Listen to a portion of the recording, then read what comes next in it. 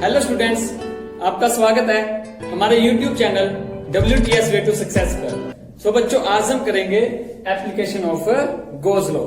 Channel को subscribe करें और बेल आइकन को प्रेस करें ताकि बच्चों अपकमिंग वीडियोस की नोटिफिकेशन आप तक आती रहे। तो बच्चों, गोज लॉ की एप्लीकेशन स्टार्ट करने से पहले व्हाट इज गोज लॉ और उसकी डेरिवेशन बच्चों हम ऑलरेडी लास्ट वीडियो में कर चुके हैं। मैं उसका लिंक बच्चों डिस्क्रिप्शन में डाल दूंगा, सो आप पहले उसे वहां से जरूर देखें। सो बच्चों, इसकी हम एप्लीकेशन स्टार्ट करते हैं। जो हमारी फर्स्ट एप्लीकेशन है गोज लॉ की, first application is electric field intensity due to linear charge.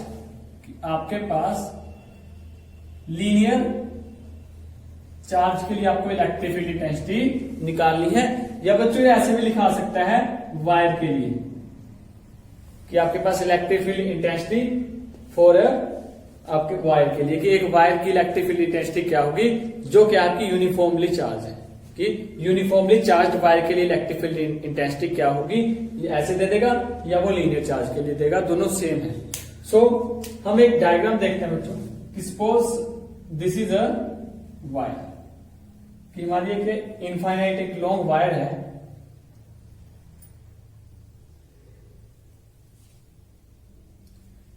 And the plus Q charge, कि हमारा इस पे क्या बच्चों plus Q charge is distributed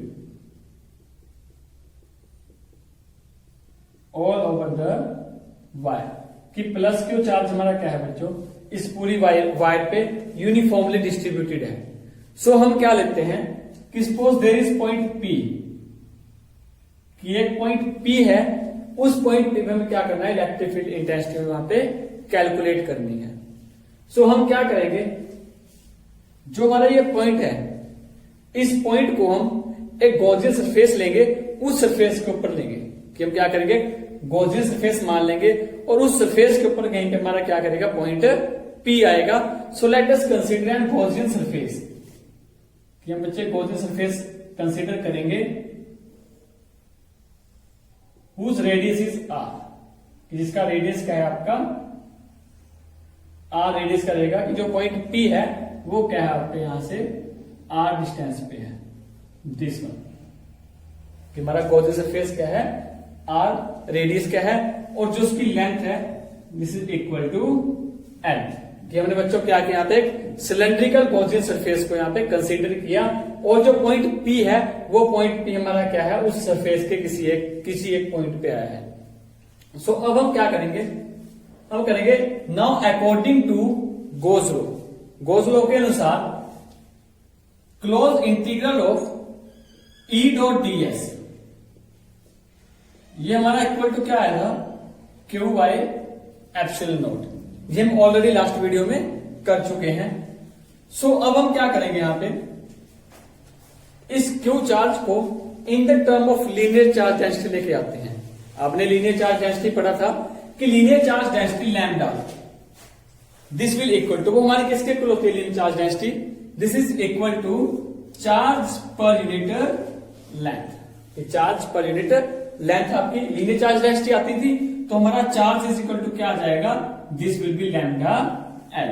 so Q की प्लेस पे हम क्या लिखेंगे लैम्डा एल यहां पुट करेंगे तो हमारे पास electric field intensity E dot ds this will equal to हमारे क्या बनेगी lambda L by epsilon naught. So I think आपको यहां तक क्लियर आया होगा।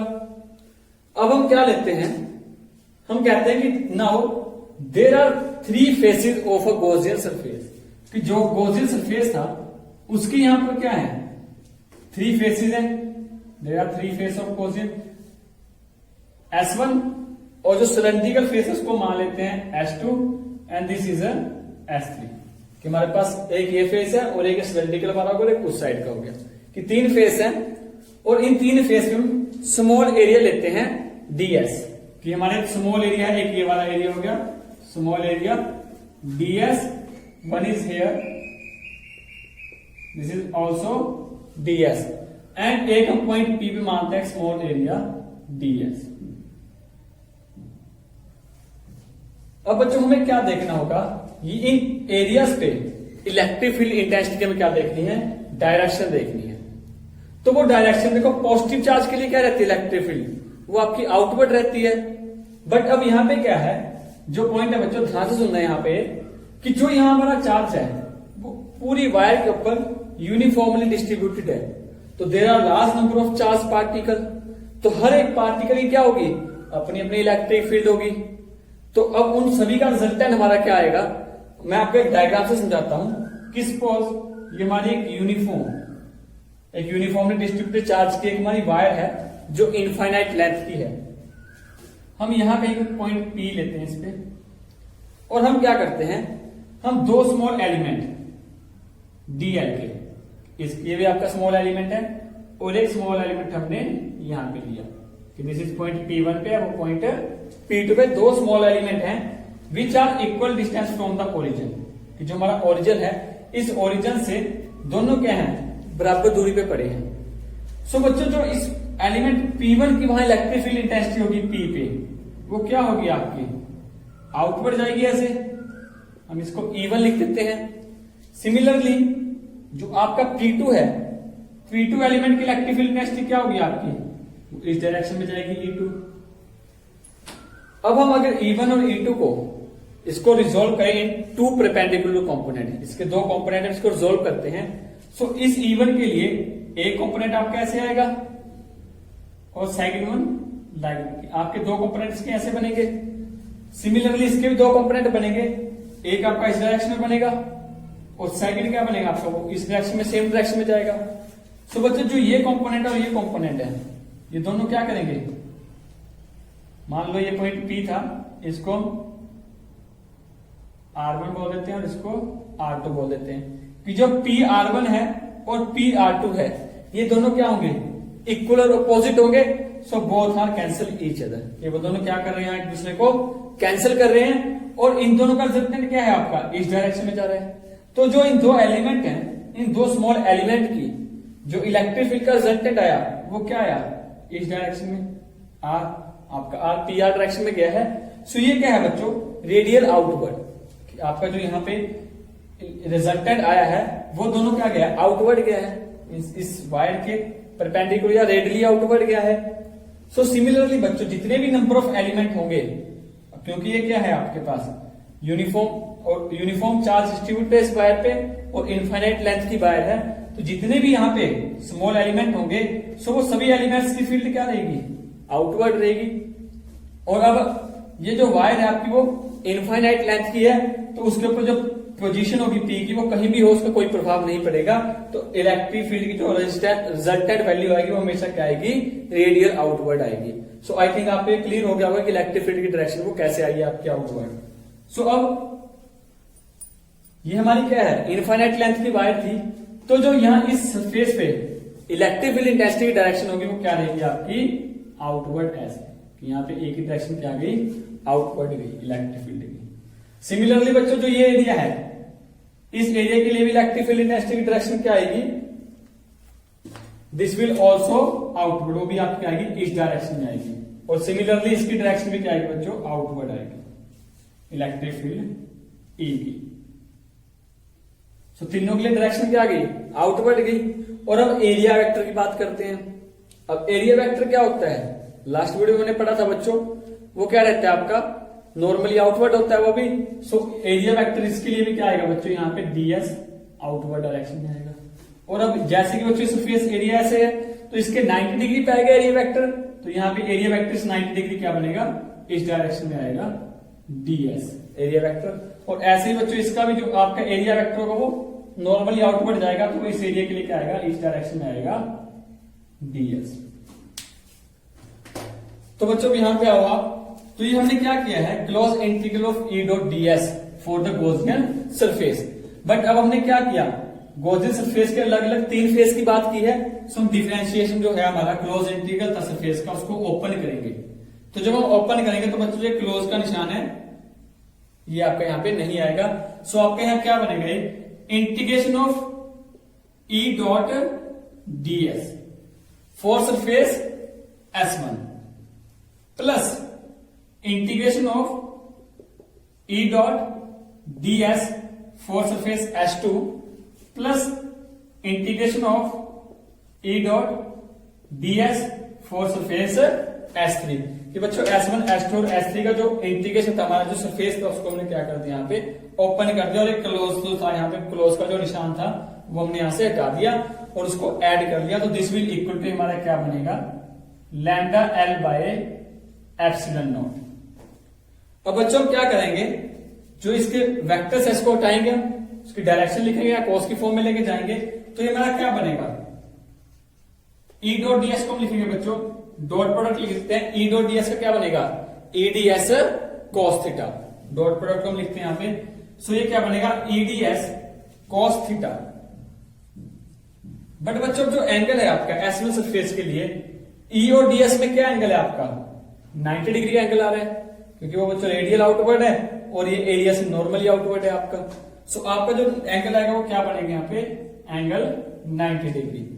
सिमिलरली बच्चों फॉर सरफेस S2 के लिए E डॉट ds का प्रोडक्ट क्या बनेगा, eds cos थीटा। तो बच्चों यहाँ पे थीटा क्या है, both are on the same line, कि आपकी सेम डायरेक्शन में है, सेम लाइन पे है। सो वहां पे एंगल क्या बनेगा आपका, 0।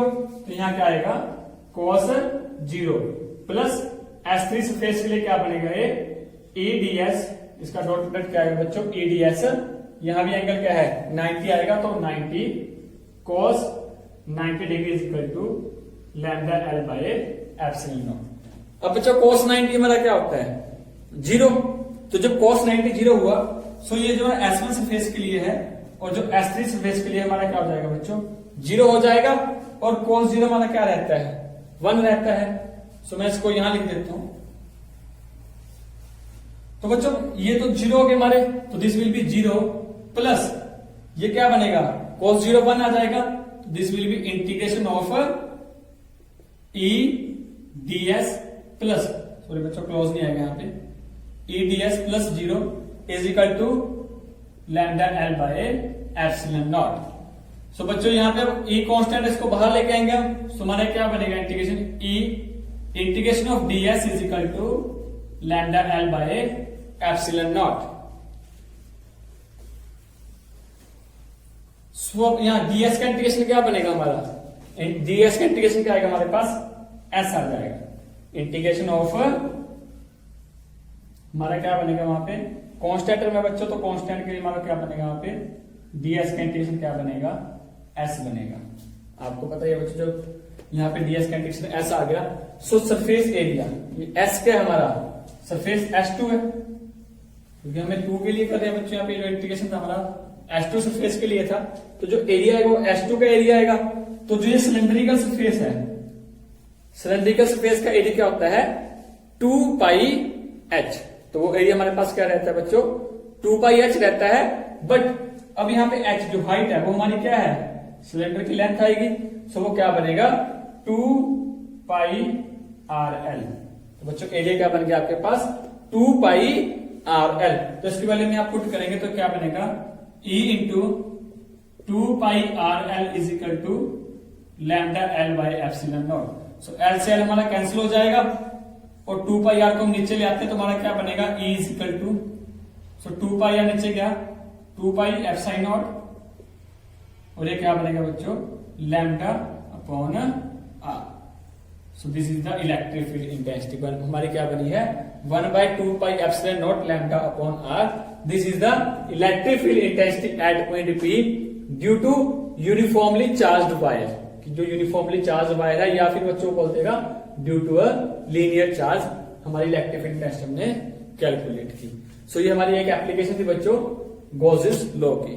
सेकंड हम करते हैं बच्चों स्फेरिकल शेल के लिए, electric field intensity for a spherical shell.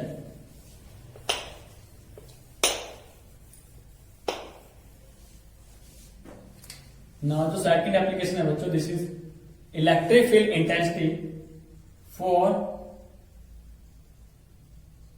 Spherical shell. Spherical shell के लिए क्या करना है, इलेक्ट्रिक फील्ड इंटेंसिटी को कैलकुलेट करना है। सो हम पहले एक स्फीयर बनाते हैं बच्चों। Suppose we have an sphere, हमारे पास क्या है, एक स्फीयर है जिसका सेंटर पॉइंट क्या हो गया, O हो गया, और इस स्फीयर का रेडियस क्या है आपका, कैपिटल R। कैपिटल आर क्या आपका स्फीयर का रेडियस रहेगा। और हम कहते हैं जो प्लस क्यू है वो चार्ज है बच्चों इसके एंटायर सरफेस के ऊपर, कि plus Q charge is distributed on the entire surface of a sphere, कि स्फीयर के पूरे सरफेस से प्लस क्यू चार्ज आपको यूनिफॉर्मली डिस्ट्रीब्यूट है। सो बच्चों यहां पे इसके 3 केस बनेंगे। फर्स्ट केस क्या होगा आपका कि electric field intensity outside the sphere, कि किसी एक पॉइंट पे स्फीयर के आउटसाइड। सेकंड हम करेंगे on the surface of sphere, और थर्ड हम करेंगे बच्चों इनसाइड द स्फीयर, कि point inside the sphere. So first हम करते हैं आउटसाइड के लिए, कि जो हमारा स्फीयर है जिसकी फर्स्ट केस रहेगा वो क्या रहेगा कि पॉइंट है आपका आउटसाइड पॉइंट। आउटसाइड पॉइंट के लिए इलेक्ट्रिक फील्ड इंटेंसिटी क्या रहेगी। So let us consider there is a point P। So बच्चों पॉइंट P जो है this point P is outside the sphere, कि पॉइंट P हमने क्या लिया स्फीयर के आउटसाइड लिया है, जहां पे हमें क्या करना है इलेक्ट्रिक फील्ड इंटेंसिटी में क्या करनी है वहां कैलकुलेट करनी है।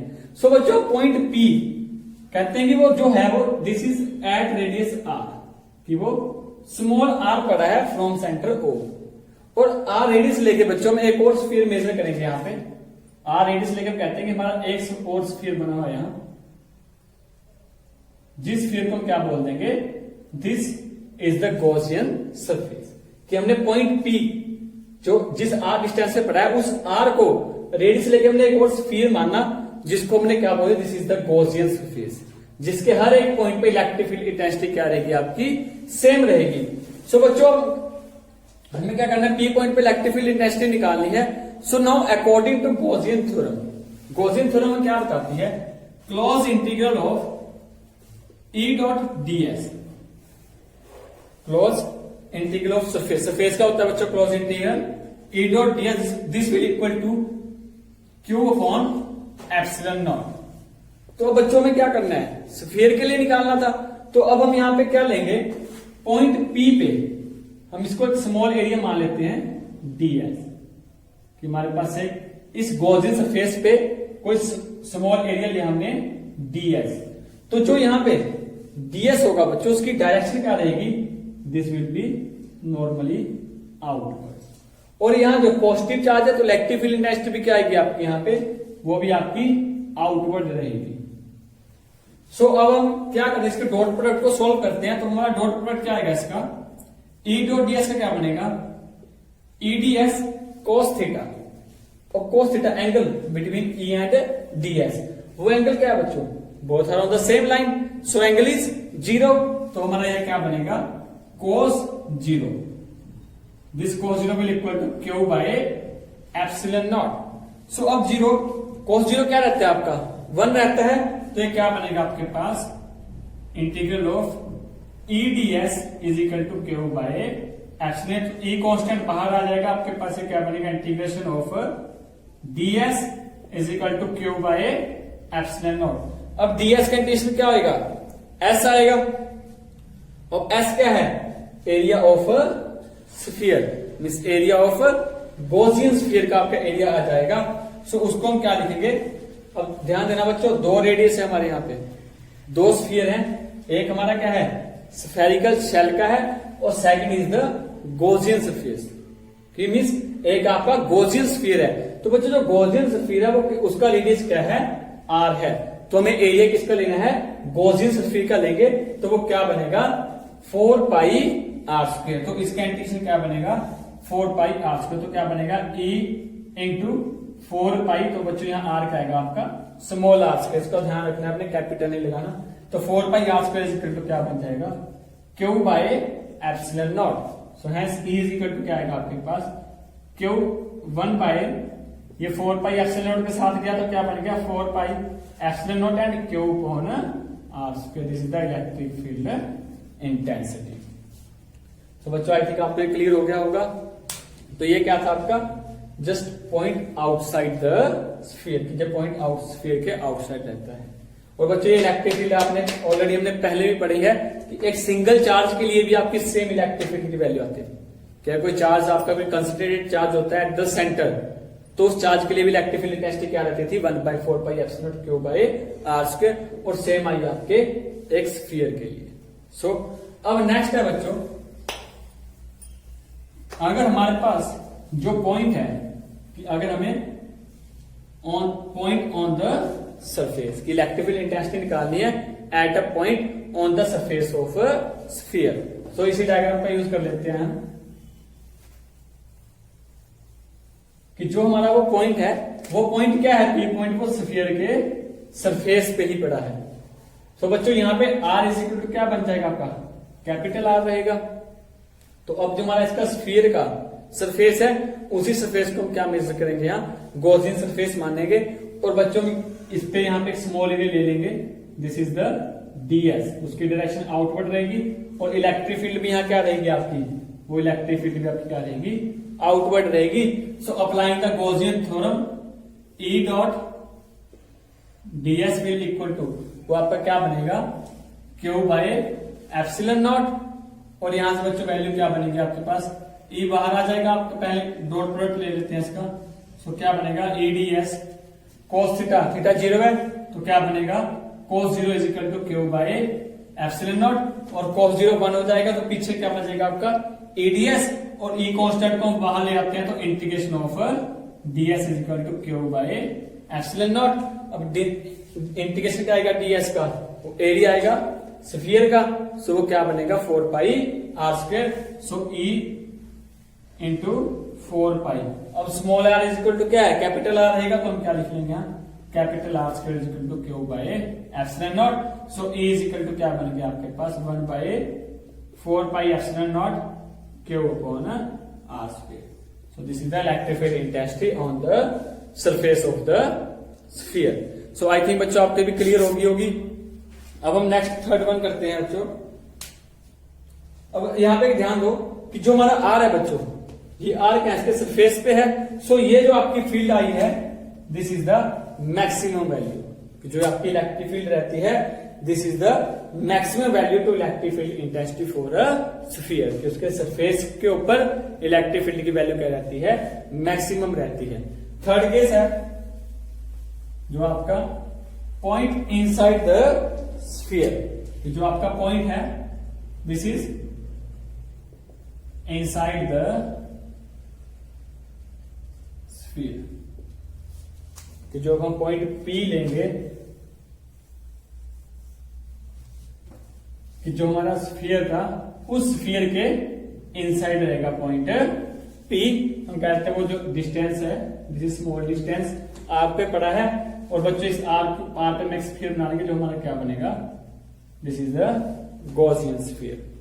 सो बच्चों यहां पे देखना कि जो यहां पे आपके पास चार्ज है, वो चार्ज कहां पर है, इसके सरफेस के ऊपर है। और तो जो आपका स्फीयर है, इसके इनसाइड चार्ज आपका क्या रहेगा, 0 रहेगा, कि the charge inside the sphere is 0। तो जब चार्ज स्फीयर के अंदर 0 है, so integration of E dot ds will equal to Q by epsilon naught होता है। तो जब Q 0 है, तो आप पे ये भी क्या बनेगी, इक्वल टू 0 आएगी। सो यहां से इलेक्ट्रिक फील्ड इंटेंसिटी अभी क्या बनेगी बच्चों, 0 बनेगी। तो ये में क्या बताता है कि there is no electric field inside the sphere, इस स्फीयर के अंदर आपके पास कोई भी इलेक्ट्रिक फील्ड नहीं होगी। So these are the 3 cases. I think आपको अच्छे समझ आ गए होंगे बच्चों। अगर हमें इसको डायग्राम बनाना हो, तीनों केसेस के लिए अगर हम एक डायग्राम ड्रॉ करते हैं, ग्राफ बनाते हैं हम अपना एक ग्राफ, ये हमारी इलेक्ट्रिक फील्ड इंटेंसिटी है, दिस इज द डिस्टेंस, कि इस डायरेक्शन में डिस्टेंस x है। तो वो कहता है बच्चों कि जब तक तो हमारा पॉइंट स्फीयर के इनसाइड है, तब इलेक्ट्रिक फील्ड क्या रहती है आपकी, 0 रहती है। हमने 3 केसेस पढ़े हैं। जो हमारा इनसाइड द स्फीयर था, तो हमने इलेक्ट्रिक फील्ड इंटेंसिटी क्या पढ़ी, कि इनसाइड में इलेक्ट्रिक फील्ड इंटेंसिटी क्या रहती है आपकी, 0 रहती है। सो बच्चों, और जब आपके पास R is equal to R होता है, देन इलेक्ट्रिक फील्ड इंटेंसिटी क्या रहती है आपकी, मैक्सिमम रहती है। सो कहता है जब तक आपका R is equal to radius के बराबर नहीं होता, तो दिस पॉइंट इज दिस, कि यहाँ पे R इज इक्वल टू क्या आपका R के इक्वल है। सो वो कहता है कि यहां तक आपकी इलेक्ट्रिक फील्ड इंटेंसिटी क्या रहेगी, 0 रहेगी। और इस पॉइंट पे जब R is equal to R होगा, तो electric field intensity means on the surface of sphere आपकी क्या आएगी, मैक्सिमम आएगी। तो यहाँ पे इलेक्ट्रिक फील्ड इंटेंसिटी क्या होगी आपकी, मैक्सिमम रहेगी। और अगर जैसे जैसे हम आगे जाते रहेंगे, आपकी इलेक्ट्रिक फील्ड इंटेंसिटी क्या करेगी बच्चों, वो आपकी रिड्यूस होती चली जाएगी। आपने पढ़ा था electric field intensity outside the sphere is equal to क्या आई थी हमारे पास 1/4πε0 Q अपॉन r स्क्वायर आई थी बच्चों। जब हमने इलेक्ट्रिक फील्ड इंटेंसिटी निकाली थी सरफेस आउटसाइड द स्फीयर वो क्या बनी थी Q अपॉन r स्क्वायर। तो जैसे जैसे रेडियस बढ़ रहा है उससे डबल इंटेंसिटी कम होती जाएगी। सो आपका जो ग्राफ होगा वो कुछ ऐसे ड्रॉ होगा, इस आपकी वैल्यू रिड्यूस होती चली जाएगी। This is the graph for the electric field intensity for the sphere. यहां से यहां तक inside the sphere on the surface of sphere then point outside the sphere. जैसे डिस्टेंस बढ़ता जाएगा इलेक्ट्रिक फील्ड इंटेंसिटी आपकी कम होती चली जाएगी। आई थिंक बच्चों आपको दो एप्लीकेशन की हमने क्लियर होगी होंगी। अब जो बच्चे बाकी के एप्लीकेशन है आपकी शीट के लिए वो हम नेक्स्ट वीडियो में करेंगे। अब भाई बच्चों कोई डाउट होता है तो कमेंट सेक्शन में हमारे साथ शेयर करें और वीडियो को बच्चे अपने फ्रेंड और रिलेटिव के साथ शेयर करें। चैनल को सब्सक्राइब करें। Stay home, stay safe. Thanks for watching this video.